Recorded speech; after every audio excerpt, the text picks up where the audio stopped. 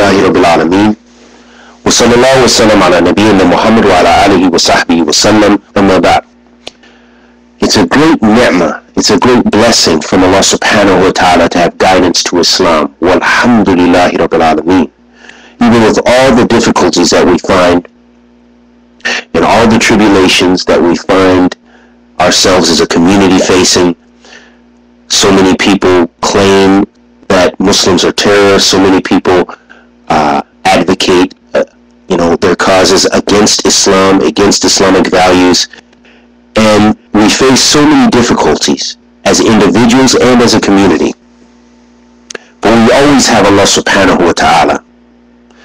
And so that's why it's imperative for us to get our relationship straight with Allah tabaraka wa ta'ala. And I ask that Allah subhanahu wa ta'ala helps me to rectify myself first and foremost, and all my brothers and sisters and those listening to be able to rectify themselves and come closer to Allah subhanahu wa ta'ala and make tawbah to Allah tabaraka wa ta'ala. And it's imperative for us to know the conditions for tawbah. And it's also incredibly important for us to know how to come to Allah subhanahu wa ta'ala. However, I just wanted to mention one hadith of the Prophet sallallahu alaihi wasallam, which refers and encourages us to make tawbah, and that to let us know that tawbah has a time limit. There is a time limit for repentance, that if the slave does not make tawbah before one of the signs of the Day of Judgment, that the Day of Judgment is coming near, such as the sun rising from the west. This is one of the times when it becomes too late. So may Allah subhanahu wa ta'ala bless us all to make tawbah to Him before it's too late. Ameen. And another time when it is too late is when a person is on their deathbed. Meaning death is right there. We're not talking about just being on your deathbed, but the person breathing their last breath, when the soul is about to be removed from the person and the soul is in their throat, then it becomes too late. As if the soul is gargling, or it's in the base of your throat. And this is in accordance with the hadith of the Prophet sallallahu alaihi wasallam. وعن عبد الرحمن عبد الله بن عمر بن الخطاب رضي الله تعالى عنهما عن النبي صلى الله عليه وسلم قال: إن الله عز وجل يقبل توبة العبد ما لم يغرغر. رواه الترمذي وقال حديث حسن صحيح. In this hadith narration,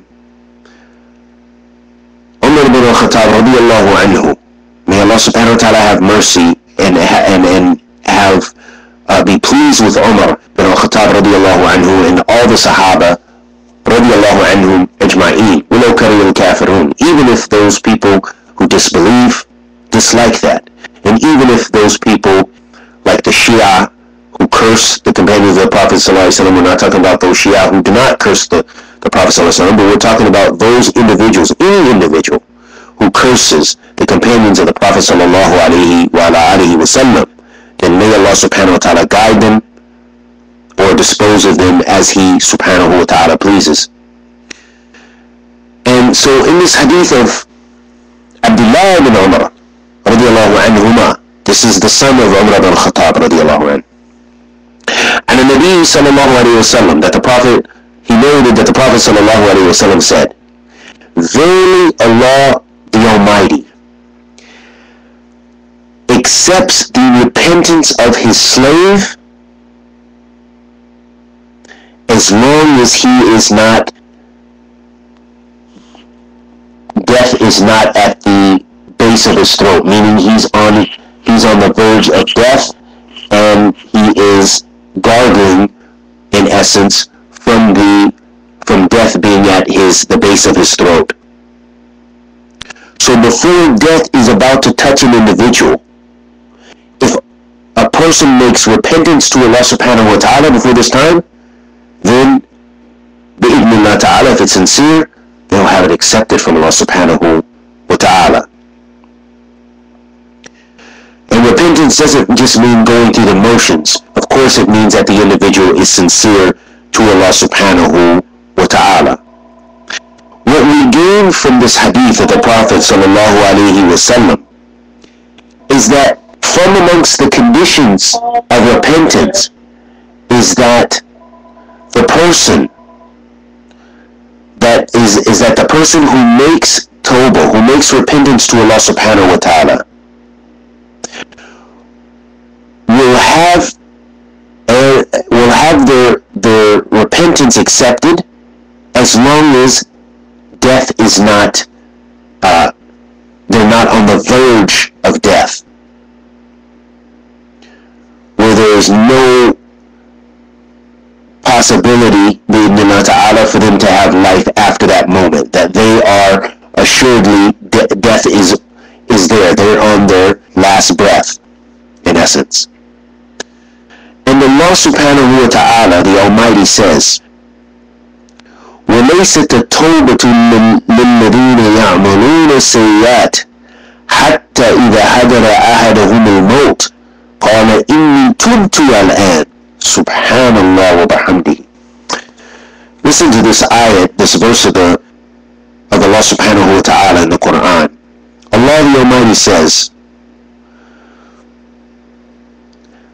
there is no repentance for those who do evil deeds until death touches one of them. Meaning death, they're on the verge of death. And then on their last breath they say, oh, I've made repentance now.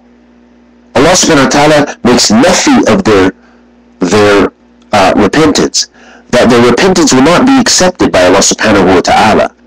So this shows us, again, this encourages us to rush to make tawbah, to protect ourselves from the sinful deeds, and strive to get ourselves right. As I mentioned this hadith on multitude of occasions, but we can never hear it enough, because the dhikr tanfa'u al-mu'mineen, because the remembrance, it benefits the believer, that we remind each other. The Prophet ﷺ said, كُلُّ ابْنُ آدَمْ خَطَّ وَخَيْرُ الْخَطَائِينَ تَوَّابُونَ, that all the children of Adam, they make mistakes or they sin, and the best of those is those who make tawbah, is those who make repentance.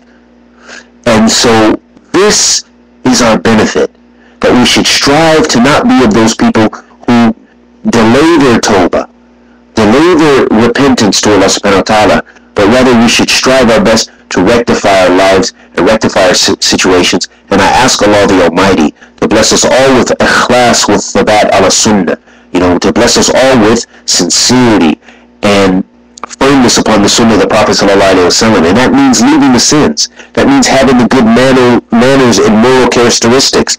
That means all of those aspects of the sunnah of the Prophet ﷺ. May Allah bless us with that and protect us from every kind of evil, because I don't think any of us desires the hellfire, nor do we want that for others. Wa sallallahu wa sallam ala nabiyyina Muhammad wa ala alihi wa sahbihi wa sallam.